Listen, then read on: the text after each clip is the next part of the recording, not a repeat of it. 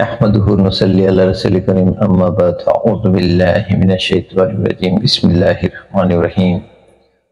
সুপ্রিয় এনএসি মিডিয়ার দর্শক শ্রোতা ভাই বোনেরা, আল্লাহ তাআলা বলেছেন ওমান যুহজিহা আনিন নার, দুনিয়াতে যারা সফল, এটা চূড়ান্ত সফলতা নয়। চূড়ান্ত সফলতা সেই ব্যক্তি কিয়ামতের দিন যে ব্যক্তিকে আল্লাহ তাআলা জাহান্নাম থেকে দূরে সরিয়ে দিবেন আর বলবেন ওয়াকুদ কিরাল জান্নাহ, যাও জান্নাতে প্রবেশ করো। এটাই হচ্ছে প্রকৃত সফলতা।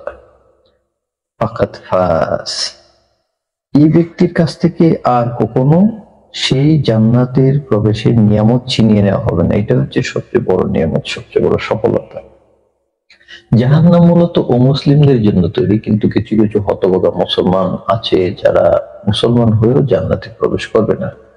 রাসূলুল্লাহ সাল্লাল্লাহু আলাইহি ওয়াসাল্লামের বিভিন্ন হাদিস থেকে সংগৃহীত এরকম 17 শ্রেণীর লোকের কথা উল্লেখ করা হলো যারা মুসলমান হয়েও জান্নাতে প্রবেশ করবে না। আল্লাহ তাআলা তাদেরকে জাহান্নামে প্রবেশ করাবেন, তারপরে জাহান্নামের শাস্তি ভোগ করাবেন। জাহান্নামের শাস্তি ভোগ করানোর পর আল্লাহ সুবহানাহু ওয়া তাআলা যদি দয়া করে মাফ করে দেন, তাহলে তাদেরকে জান্নাতে দেওয়া হবে।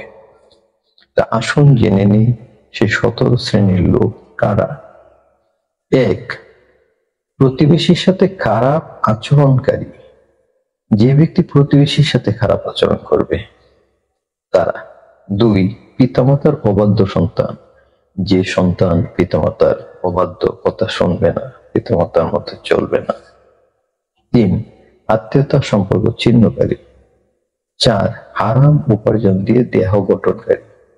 হারাম উপার্জন করলে, সেটা বক্ষণ করলে আপনার ইবাদত কবুল হবে না, সুতরাং জান্নাতে যাওয়ার তো প্রশ্ন আসে না। 5, উগ্রতা বা অশ্লীল ভাষা ব্যবহারকারী। 6, যে শাসক প্রজাদেরকে ধোঁকা দেয়। 7, অন্যের সম্পদ আত্মসাৎ করে।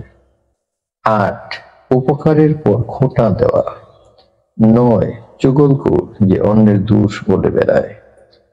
10, যে নিজের বাবা মার স্থলে অন্য কাউকে বাবা মা হিসেবে গ্রহণ করে। 11, দাম্ভিকতা বা অহংকারী ব্যক্তি।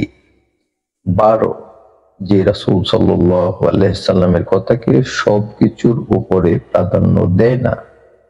13, যে মহিলা কথায় কথায় অকারণে স্বামীর কাছে তালাক চায়।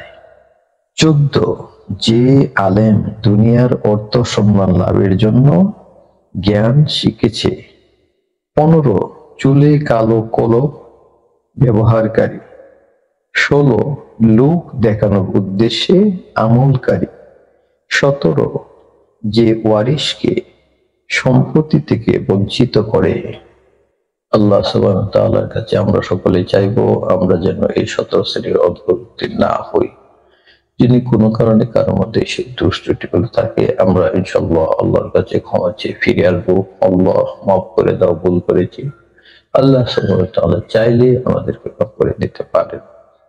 আল্লাহ সুবহানাহু ওয়া তাআলা সকল উম্মতি মুহাম্মাদিকে, সকল মুসলিম উম্মকে সেই কথাগুলোর উপর আমল করার তৌফিক দান করুন।